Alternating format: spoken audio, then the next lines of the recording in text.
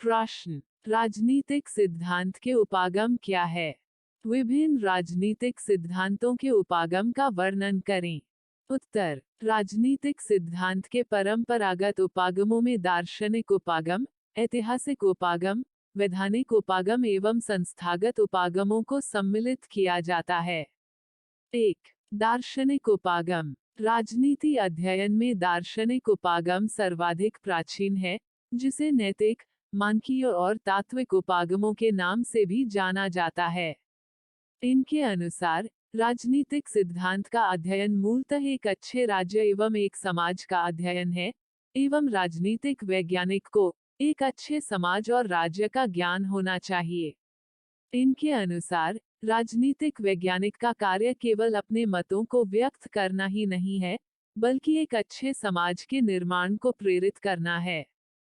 परंपरागत विचारकों में प्लेटो से लेकर कांट तक के दार्शनिकों की परंपरा विद्यमान है, जिन्होंने राजनीति और नैतिकता के मध्य घनिष्ठ संबंध स्थापित किया और इन्होंने चाहिए यानी आदर्श पर बल दिया। दार्शनिक उपागम को पुनर्जीवित करने का श्रेय लियो स्ट्रॉस को दिया जाता है, जिनके अनुसार मूल्य राजनीतिक सिद्धांत के अभिन्न भाग है, इन्हें राजनीतिक सिद्धांत से पृथक नहीं किया जा सकता है।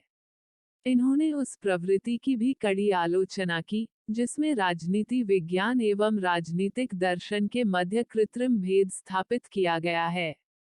इनके अनुसार, आरंभ से ही राजनीतिक दर्शन और राजनीति विज्ञान एक दूसरे से अंतर्संबंधित थे। इसमें सभी मानवीय घटनाओं का समूचा अध्ययन किया जाता है। इनके अनुसार, मानवीय घटनाओं के अध्ययन में दर्शन एवं विज्ञान के मध्य भेद करना अतार्किक है। इन्होंने तो यहाँ तक कहा कि कोई भी राजनीति विज्ञान गैर दार्शनिक नहीं हो सकता और कोई भी राजनीतिक दर्शन गैर वैज्ञानिक नहीं हो सकता। 2. ऐतिहासिक उपागम। ऐतिहासिक उपागम के मूल मान्यताकारों में सेबाइन, मैक्लोवल एवं लिंडसे हैं। सेबाइन ने राजनीतिक सिद्धांत की विशेषता बताते हुए कहा कि राजनीतिक सिद्धांत में 3 प्रकार के तत्व अंतर्निहित होते हैं। 1. तथ्यात्मक, 2. कारणात्मक तथा 3. मूल्यात्मक। इनके अनुसार, महान राजनीतिक सिद्धांतों का निर्माण अत्यधिक संकट और तनावपूर्ण परिस्थितियों में हुआ। इनके अनुसार, समूचे राजनीतिक सिद्धांत के ऐतिहासिक रूप में 2 घटनाओं का अत्यधिक महत्व है। 1. 3री-4वीं शताब्दी ईसा पूर्व जब प्लेटो और अरस्तु ने अपने विचार प्रकट किए, और 2. इंग्लैंड में सन 1640 से 1690 के मध्य का काल, जिसमें हॉब्स और लॉक ने अपने राजनीतिक सिद्धांतों का निर्माण किया। इनके अनुसार, यूरोप के सामाजिक और बौद्धिक इतिहास में ये काल अत्यधिक महत्वपूर्ण माने जाते हैं, क्योंकि इन्हीं संकटपूर्ण परिस्थितियों के परिणामस्वरूप राजनीतिक दार्शनिकों ने अपने विचार व्यक्त किए। राजनीतिक सिद्धांत को समझने के लिए उस देश काल एवं परिस्थिति का अध्ययन आवश्यक है, जिन परिस्थितियों में इनका विकास हुआ।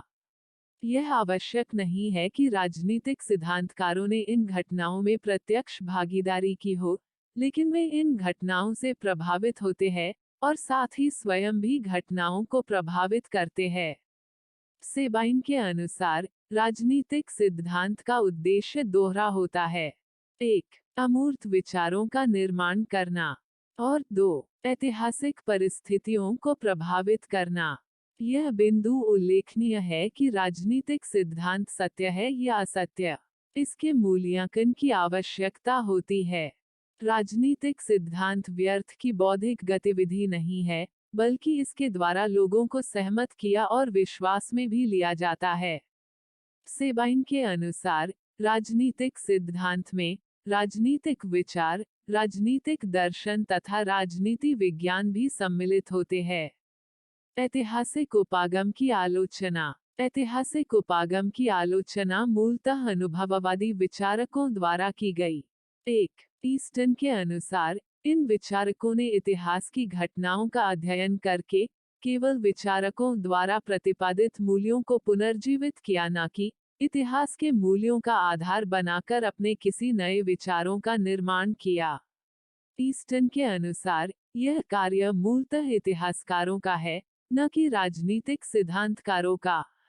2. दार्शनिक समर्थकों ने ऐतिहासिक उपागम की कड़ी आलोचना की, क्योंकि इनके अनुसार ऐतिहासिक उपागम के समर्थकों ने राजनीति विज्ञान की वैज्ञानिक प्रवृत्ति को समाप्त कर दिया। दूसरी ओर, इन्होंने वैज्ञानिक और अनुभवात्मक उपागम की आलोचना की, जो कि मूलतः राजनीतिक दर्शन के विरुद्ध सामने आया। 3. वैधानिक उपागम। वैधानिक उपागम भी परंपरागत उपागम ही कहलाता है, जिसमें राजनीति को वैधानिक और न्यायिक प्रक्रियाओं व संस्थाओं के माध्यम से अध्ययन करने का प्रयत्न किया जाता है। विधि का निर्माण राज्य के द्वारा किया जाता है। डायसी जैसे विचारकों ने राज्य को मूलतः एक वैधानिक व्यक्ति के रूप में स्वीकार किया है, जिसके अध्ययन के लिए विधि के अध्ययन की आवश्यकता है, या संविधान का अध्ययन आवश्यक है।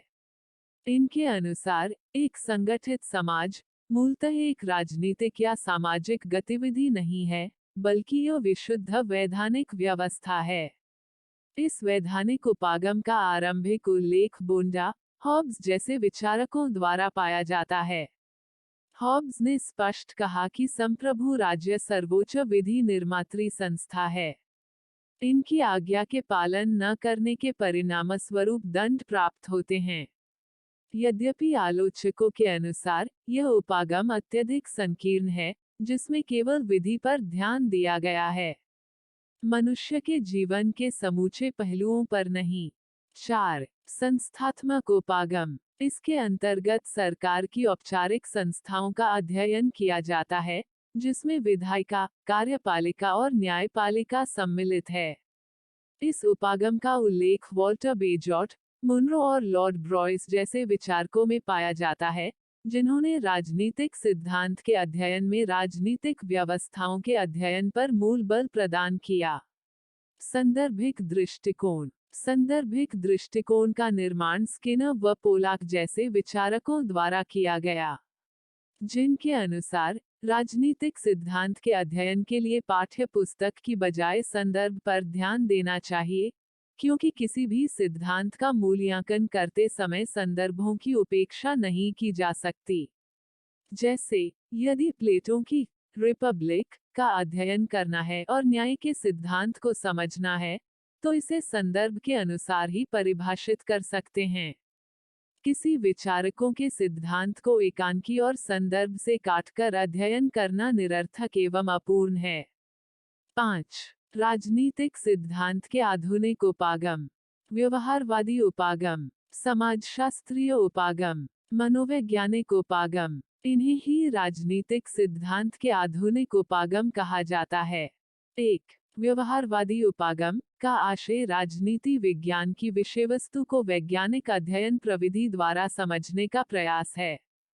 व्यवहारवाद का आशय मानव के प्रेक्षण योग्य व्यवहार का अध्ययन करना है तथा मानव व्यवहार को पूर्ण रूप में समझने के लिए समाजशास्त्र व मनोविज्ञान का भी सहारा लिया गया। व्यवहारवाद की आधारशिला रखने का मूल श्रेय शिकागो स्कूल को दिया जाता है।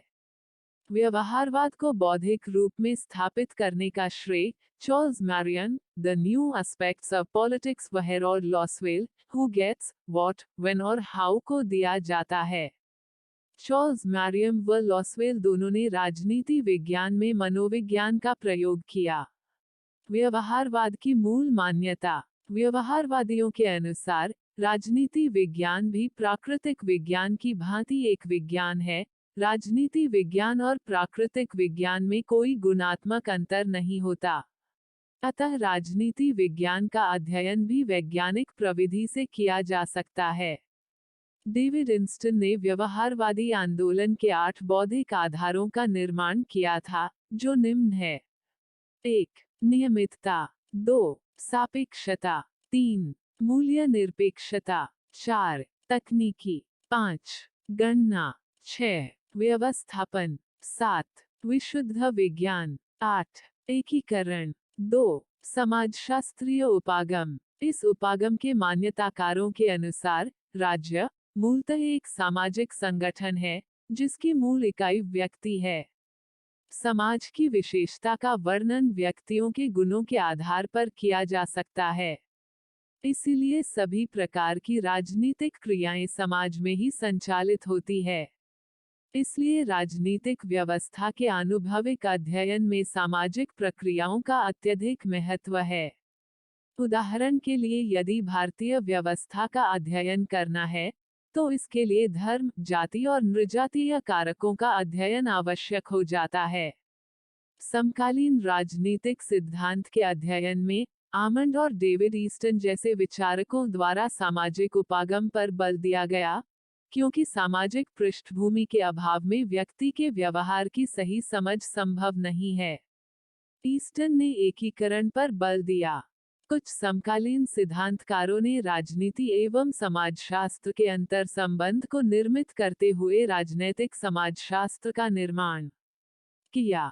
3. मनोवैज्ञानिक उपागम। आधुनिक राजनीति विज्ञान या सिद्धांत में ग्राहम वॉलास, चार्ल्स मैरियम और रॉड लॉसवेल जैसे विचारकों ने राजनीति विज्ञान के अध्ययन के लिए मनोवैज्ञानिक तरीकों का प्रयोग किया। लॉसवेल जैसे विचारकों ने राजनीति विज्ञान के अध्ययन के लिए मनोवैज्ञानिक तरीके का प्रयोग किया। मानव व्यवहार का अध्ययन करने के लिए फ्रॉइड और मैकडूगल जैसे मनोवैज्ञानिकों के विचारों का प्रयोग किया। मनोविज्ञान के अंतर्गत व्यक्ति के व्यक्तित्व, व्यवहार, भावनाएं एवं अभिप्रेरणा का अध्ययन किया जाता है।